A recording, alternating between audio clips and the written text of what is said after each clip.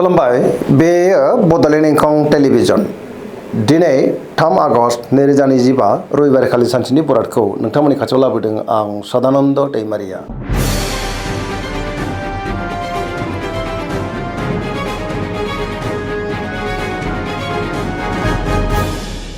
सिगां सिगां फरायलांदों मेष राशि गिबि हांखो अ ल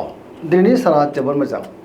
गोसोआव गोथों आरो गोग्गो साननाय फैगोन गियाननि आंखाल जानाय नङा सोरजोंबा बाख्नाय जानोबो हागौ मावनाय खामानिखौ दिनै थि समावनो आरो गोरलैयैनो मावफुंनोबो हागोन गोसोनि साननायफोरा मोगथाङाव जाफुंनोबो हागौ देहाया दिनै मोजाङैनो थागोन सोरबा लोगोनिफ्राय हरखाबै मोजां खौरां फैनोबो हागौ रांखावरियाव मोजां होनजायो बेफार फालांगियाव दिनै जोबोर मोजां मुलाम्फा मोननो हागोन आरो मोननो गोनां धोनखौबो मोननो हागौ सोरबा लोगोनिफ्राय थोजासे हेफाजाबबो मोननो हागौ बिमा बिफानिफ्राय अननायफोरखौ मोननो हागोन बिदा फंबायनि हेफाजाबखौ मोनगोन सोरजोंबा बाख्नायजानानै गोसोआ दिनै जोबोर खुसि जागोन सेंग्रा सिख्लाफ्रा गावबा गावनि गोसोनि साननायफोरखौ फोरमायलायनोबो हागोन पजिटिभ एनार्जिनि गोहोम गोग्लैगोन।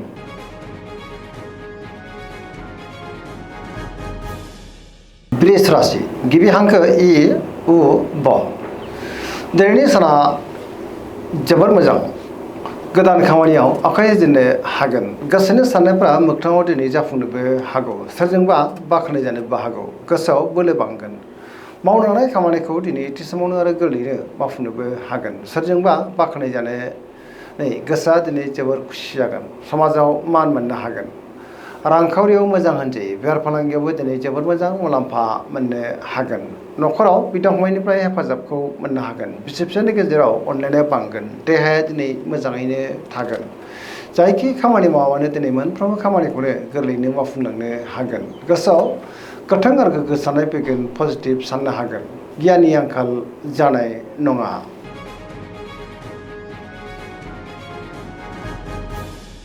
मिथुन राशि गिबि हांखो क स दिनैनि साना जोबोर मोजां गोसोआव गोथों आरो गोग्गो साननाय फैगोन गियाननि आंखाल जानाय नङा सोरजोंबा बाख्नाय जानोबो हागौ पजिटिभ एनार्जिनि गोहोम गोग्लैगोन समाजाव मान मोनगोन गोबां मुंदांखा सुबुंजों दिनै लोगो मोनज्लायनोबो हागौ मोनफ्रोमबो बिथिङाव जाफुंसारगोन गोसोनि साननायफ्रा दिनै मोगथाङाव जाफुंनोबो हागौ देहाया मोजाङैनो थागोन रांखावरियाव मोजां बेफार फालांगियावबो दिनै जोबोर मोजां मुलाम्फा मोननो हागोन गुबुननि थाखाय दिनै गोबां मोजां खामानि मावनानै होनोबो हागोन मावनाय खामानिफ्रा गोरलैयैनो मावफुंजानो हागौ सोरबा लोगोजों बाख्नाय जानो हागौ लाइमोनफ्रा दिनै गावबा गावनि गोसोनि साननायफोरखौ फोरमायलायनो हानानै गोसोआव दिनै जोबोर गोजोननाय फैगोन मोनफ्रोमबो खामानिखौनो दिनै गोरलैयैनो मावफुंनो हागोन आरो पजिटिभ एनार्जिनि गोहोम गोग्लैगोन।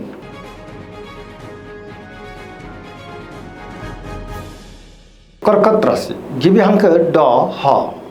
दिनैनि साना मोजां आरो गाज्रिनि गेजेरजोंनो बाबेनलांनो हागौ गोसोआव गोनो गोथो साननायबो फैनो हागौ गावनि गोसोनि साननायफोरखौ दिनै गुबुननो फोरमायनो गोब्राब जागोन सोरबा लोगोजों रायखोमा जानोबो हागौ गोसोनि साननायफ्रा देबर नांनो हागौ नेगेटिभ साननाय फैनोबो हागौ मावनाय खामानिखौ मावफुंनायाव माबा मोनसे हेंथा फैनोबो हागौ रांखावरियाव बारा मोजां नङा नाङा फाङा खरसाया दिनै बांनोबो हागौ बेफार फालांगियाव बारा मोजां नङा होनजायो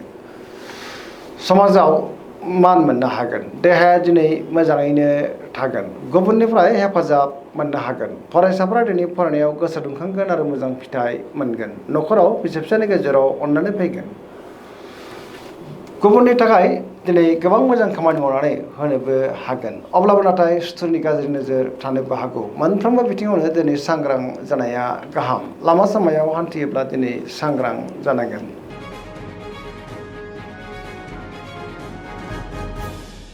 सिंह राशि गिबि हांखो म थ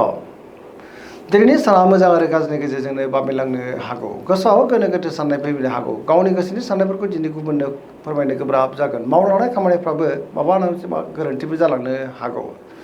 सोरबा लोगोनिफ्राय हेफाजाब लानांनोबो हागौ बहाबा दावबायोब्ला दिनै लामा सामायाव सांग्रां जानांगोन रांखावरियाव मोजां अब्लाबो नाथाय खरसाया बांनोबो हागौ बेफार फालांगियाव मोजां होनजायो न'खराव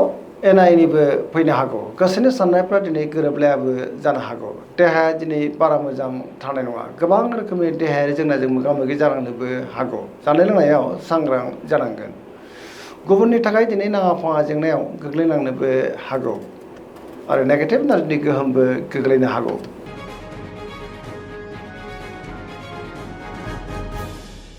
कन्या राशि गिबि हांखो फ ट दिनैनि साना जोबोर मोजां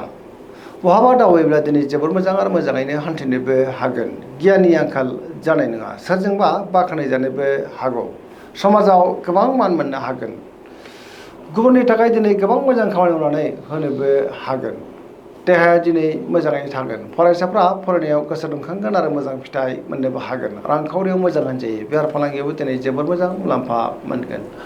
पजिटिभ एनार्जिनि गोहोम गोग्लैगोन लाइमोनफ्रा दिनै गावबा गावनि गोसोनि साननायफोरखौ दिनै फोरमायलायनोबो हागोन सरासनस्रायै दिनै साना जोबोर मोजां आरो मोजाङैनो बारग'लांगोन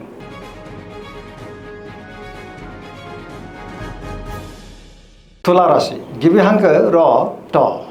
दिनैनि साना मोजां आरो गाज्रिनि गेजेरजोंनो बाबेनलांनो हागौ गोसोआव गोनो गोथो साननायबो फैनो हागौ गावनि गोसोनि साननायफोरखौ दिनै गुबुननो फोरमायनो गोब्राब जागोन माबा नङा मोनसे जेंनाजों दिनै मोगा मोगि जानांनोबो हागौ समाजाव मानहानि जानांनोबो हागौ सोरजोंबा रायखोमा जानोबो हागौ देहाया दिनै मोजाङैनो थागोन अब्लाबो नाथाय जानाय लोंनायाव सांग्रां जानांगोन रांखावरियाव बारा मोजां नङा नाङा फाङा खरसाया दिनै बांनोबो हागौ बेफार फालांगियावबो बारा मोजां नङा होनजायो समाजाव मान मोननो हागोन गुबुननि थाखाय दिनै नाङा फाङा जेंनायाव गोग्लैनांनोबो हागौ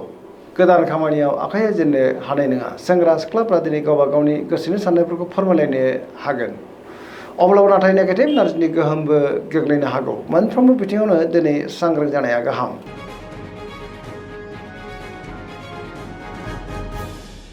वृश्चिक राशि गिबि हांखो न स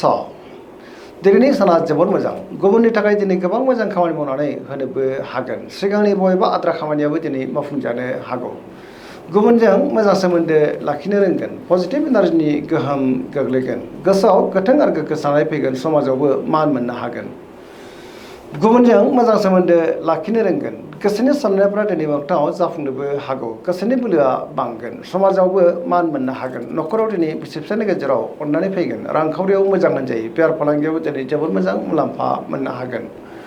गोबां रोखोमनि जेंनाखौ दिनै गोरलैयैनो सुस्रांनोबो हागोन देहाया दिनै मोजाङैनो थागोन अब्लाबो नाथाय जानाय लोंनायाव सांग्रां जानांगोन फरायसाफ्रा दिनै फरायनायाव गोसो दुंखांगोन आरो मोजां फिथाइ मोनगोन लाइमोनफ्रा गावबा गावनि गोसोनि साननायफोरखौ दिनै फोरमायलायनोबो हागोन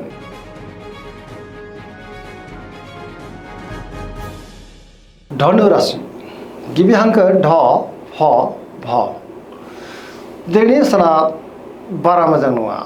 गोसोनि साननायफ्रा देबार नांनोबो हागौ गोबां जेंना जेंगोनाजों दिनै मोगा मोगि जानांनोबो हागौ देहाया दिनै बारा मोजां थानाय नङा गोबां रोखोमनि देहायारि जेंनाजों मोगा मोगि जानांनोबो हागौ जानाय लोंनायाव दिनै सांग्रां जानांगोन मावलांनाय खामानिखौ मावफुंनायाव माबा मोनसे हेंथा फैनोबो हागौ गोसोनि साननायफ्रा दिनै देबार नांगोन रांखावरियाव मोजां अब्लाबो नाथाय खरसाया बांगोन बेफार फालांगियाव मोजां होनजायो देहाया दिनै मोजाङैनो थागोन अब्लाबो नाथाय जानाय लोंनायाव सांग्रां जानांगोन बहानिफ्रायबा हरखाबै गाज्रि खौरांबो फैनो हागौ आरो नेगेटिभ एनार्जिनि गोहोमबो गोग्लैनो हागौ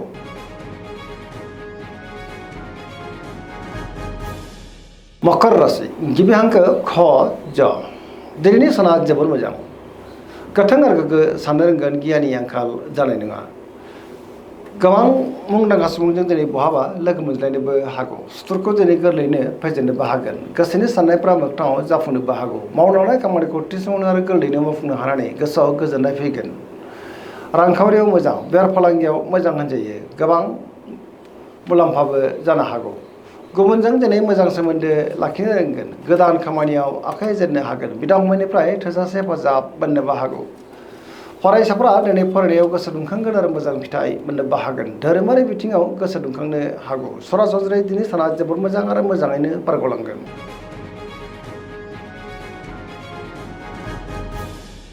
कुम्भ राशि गिबि हांखो ग स दिनैनि साना जोबोर मोजां सोरबा लोगोजों बाख्नाय जानो हागौ न'खराव बिदा फंबायनि गेजेराव अनलायनाय फैगोन बिदा फंबायनिफ्राय हेफाजाबखौ थोजासे मोननोबो हागौ सुथुरखौ गोरलैयैनो फेजेननोबो हागोन गोसोनि साननायफ्रा दिनै मोगथाङाव जाफुंनोबो हागौ बहानिफ्रायबा हरखाबै मोजां खौरां फैनो हागौ समाजाव गोबां मान मोनगोन बहाबा हान्थियोब्ला दिनै जोबोर मोजां आरो मोजाङैनो हान्थिनोबो हागोन गोबां रोखोमनि सिगांनि जेंनाखौ दिनै गोरलैयैनो सुस्रांनोबो हागोन गुबुननिफ्राय थोजासे हेफाजाब मोननो हागौ बिमा बिफानि अननाय आबोरखौ मोननो हागोन लाइमोनफ्रा गावबा गावनि गोसोनि साननायफोरखौ फोरमायलायनोबो हागोन आरो पजिटिभ एनार्जिनि गोहोम गोग्लैगोन।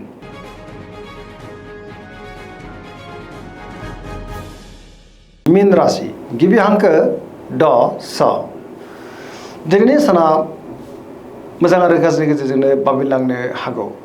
गोसोआव गोनो गोथो साननायबो फैनो हागौ। गावनि गोसोनि साननायफोरखौ दिनै गुबुननो फोरमायनो गोब्राब जागोन। गोसोआव नेगेटिभ साननायबो फैनो हागौ। सोरजोंबा रायखोमा जानोबो हागौ। फरायसाफ्रा दिनै फरायनायाव गोसो दुंखांगोन, अब्लाबो नाथाय नेगेटिभ एनार्जिनि गोहोमबो गोग्लैनो हागौ। देहाया दिनै बारा मोजां थानाय नङा। गोबां रोखोमनि देहायारि जेंनाजों मोगा मोगि जानांनोबो हागौ। रांखावरियाव मोजां, बेफार फालांगियावबो मोजां होनजायो। न'खराव एना एनिबो फैनो हागौ। सोरजोंबा रायखोमा जानोबो हागौ। लाइमोनफोरनि गोसोआ दिनै जोबोर उसुखुथु जागोन। गावबा गावनि गोसोनि साननायफोरखौबो दिनै फोरमायलायनो गोब्राब जानोबो हागौ आरो नेगेटिभ एनार्जिनि गोहोमबो गोग्लैनो हागौ। मोनफ्रोमबो बिथिङावनो दिनै सांग्रां जानाया गाहाम। दिनैनि राशि फरायनाया एसेनोसै। जोबनायाव बेखौनो खावलायो जाहाथे नोंथांमोना सानफ्रोमबो जोंनि बे बड'लेण्ड इंखं टेलिभिजनखौ नायबाय थायो आरो साबस्क्राइब खालामो, लोगोसे लाइक खालामो आरो शेयार खालामो। एसेनोसै, गोजोन्थों।